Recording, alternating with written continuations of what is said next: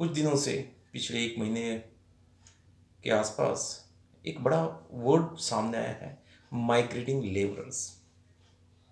मुझे लगता है ये शब्द इस्तेमाल करना बिल्कुल गलत है। जो यूपी बिहार से आए हुए लोग या हरियाणा पंजाब से कहीं गए हुए लोग अपनी रोजी रोटी के विषय में कहीं और रहते हुए, एक देश एक है, पूरा भारत एक है और हर आदमी को ये स्वतंत्रता है, ये आज़ादी है कि वो भारत के किसी भी हिस्से में रहकर जाकर अपना व्यवसाय, अपना काम करें। ये जो काम हो रहे थे लेबरर्स के, हम इसे माइग्रेटिंग लेबरर्स ना कह के अपने ही देश की कहें। कोरोना के विषय में अगर मैं बात करूं तो मुझे इतना दुख, इतनी परेशानी किसी और बात से जीवन में नहीं हुई जितना इनको देखकर।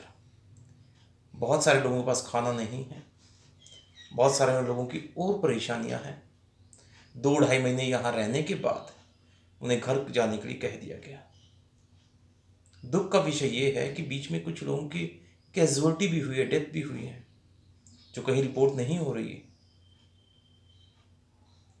देश सिर्फ नाली से नहीं होता, नदियों से नहीं होता, पहाड़ों से नहीं होता, जमीन से नहीं होता। देश को जब भी बनाते हैं वहाँ रहने वाले लोग बनाते हैं, और इन लोगों में सबसे बड़ा तबका इन लोगों का है जो आजकल हम जाते हुए देख रहे हैं, परेशानी में देख रहे हैं। सरकारें क्या कर रही हैं, नहीं कर रही हैं, उस विषय पे बात करना बेकार है, क्योंकि अब जो बात आ गई है वो बात आ गई जनता पे। हम मिलके क्या करें, हम मिलके कैसे इसको संभालें। बचपन में किसी क्लास में एक कहानी पढ़ी थी, आप सभी ने पढ़ी होगी, कि एक शिकारी ने एक जाल बिछाया, उसमें कुछ कबूतर फंस गए। तो एक बूढ़े कबूतर ने कहा कि हम सभी लोग इस कबूतर को पकड़ने वाले जो जाल है इसको लेके उड़ जाए। तो सारे कबूतर मिले और उन्होंने वो जाल लेके उड़ गए, और जो शिकारी था वो देखता रह गया। आज भी कुछ मामला इसी तरह का है, आज भी तकलीफ इसी कुछ तरह की है कि कुछ हद तक ये जाल बिछाया गया है। इस जाल को हम सभी ने मिलके तोड़ना है, मिलके खत्म करना है। इसके लिए हमें बहुत कुछ सीखना होगा अपने भूत से। अगर एक अच्छा भविष्य हमें चाहिए तो हमें भूत से सीखना होगा। अपनी रिसोर्सेज बचा के रखें, बेकार में खर्च ना करें, कुछ हो सके दूसरों की मदद करें। जिन लोगों के पास कुछ नहीं है उनके लिए हम एक सहारा बन सकते हैं। अपना कुछ नहीं, बहुत मंदिर, बहुत गुरुद्वारे हैं भारत में। गुरु गोविंद सिंह जी की बात मुझे आज भी याद आती है कि अपना 10%, अपनी इनकम का 10% भाग हमें उन मजबूर, उन लोगों के लिए रखना चाहिए जो वापस हमें कुछ नहीं दे सकते। तो आप सबसे रिक्वेस्ट है, जो भी अपनी सामर्थ्य के हिसाब से कुछ कर सके वो करें, और हमें करना भी चाहिए। क्योंकि जिस हालात पे हम चल रहे हैं, मेरा हमेशा से मानना रहा है कि हम खाली हाथ नहीं आए थे, हम कोई ना कोई अपने कर्म करके जो आए थे, और साथ में खाली हाथ कभी नहीं जाते हैं, कुछ अच्छे कर्म ले जाते हैं। हम पैसा नहीं ले जा सकते, धन नहीं ले जा सकते, कुछ नहीं ले जा सकते, कुछ कर्मों को लेके आते हैं, कुछ अच्छे कर्मों को लेके जाते हैं। तो आज का विषय सिर्फ इतना, इस बुरे वक्त में, इस बहुत ही ज़्यादा बुरे वक्त में हो सके तो कुछ मदद कीजिए, जिसकी भी हो सके कीजिए, आपके सामने, आपके आस पड़ोस में। और कोरोना से हम इस युद्ध में तभी जीतेंगे जब सबके सब मिलके चलें। एक एक उंगली को तोड़ना आसान है, लेकिन जब वो मुट्ठी बन जाए, जो ताकत बन जाए, तो उसे तोड़ना मुश्किल है। सरकारें अपना काम करेंगी, जिस तरह से उन्होंने किया है उस हिसाब से करेंगी, लेकिन मेरी जनता से एक विनती है, एक रिक्वेस्ट है कि आपके हाथ में है ताकत इस समय।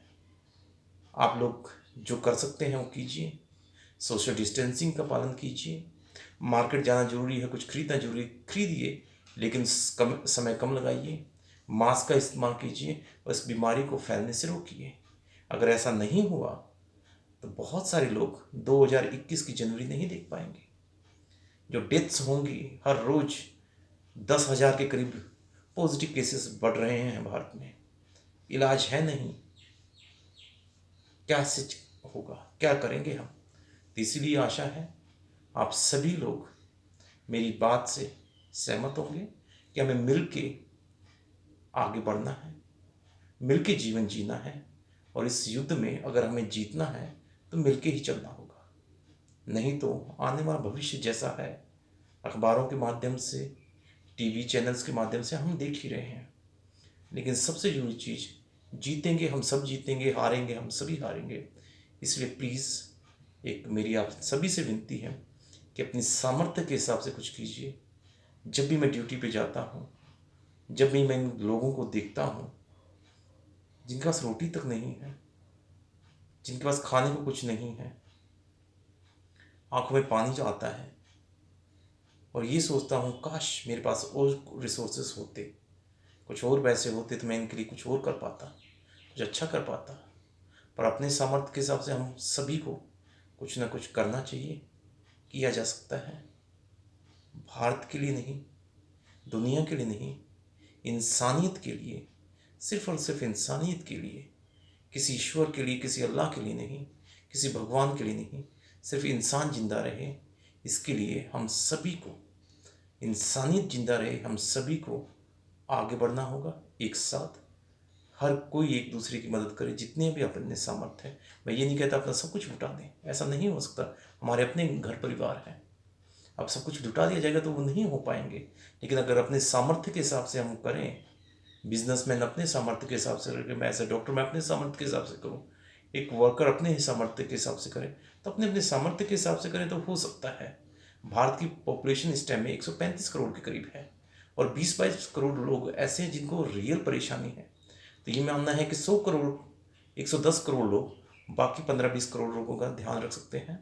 आने वाला समय कैसा होगा मुझे नहीं पता, ना मैं जानना चाहता हूँ, पर मुझे ये यकीन है अगर हमने एक साथ मेहनत की, एक साथ काम किया, तो आने वाला भविष्य उज्जवल होगा। और अगर ऐसा नहीं हो पाया तो मैं इसके बारे में बात नहीं करना चाहूँगा, दुखद होगा, परेशानी वाला, लेकिन अच्छा नहीं होगा। आज के लिए सिर्फ इतना ही, हम सब स्वस्थ रहें, अपने जीवन में रहें, अच्छे से जीवन जिए, और आने वाले कल को अच्छा भविष्य दें। क्योंकि हमारे बाद भी कुछ लोग आएंगे, हमसे पहले भी बहुत कुछ लोग आए गए, लेकिन जिंदा वही है जिन्होंने हिम्मत की, अच्छे काम किए किसी भी क्षेत्र में। इस समय हमें राजनीति से ऊपर उठकर किसी भी राजनीतिक पार्टी के पीछे ना लगकर समाज के लिए, इंसानियत के लिए, सभ्यता के लिए काम करना होगा। और सभी पार्टी से, सभी लोगों से जो भी अथॉरिटी में है, उनसे हाथ जोड़ के विनती है, इस समय अपनी राजनीति से ऊपर उठिए, अपना काम करें, जीवन को संभालें। धन्यवाद, नमस्कार।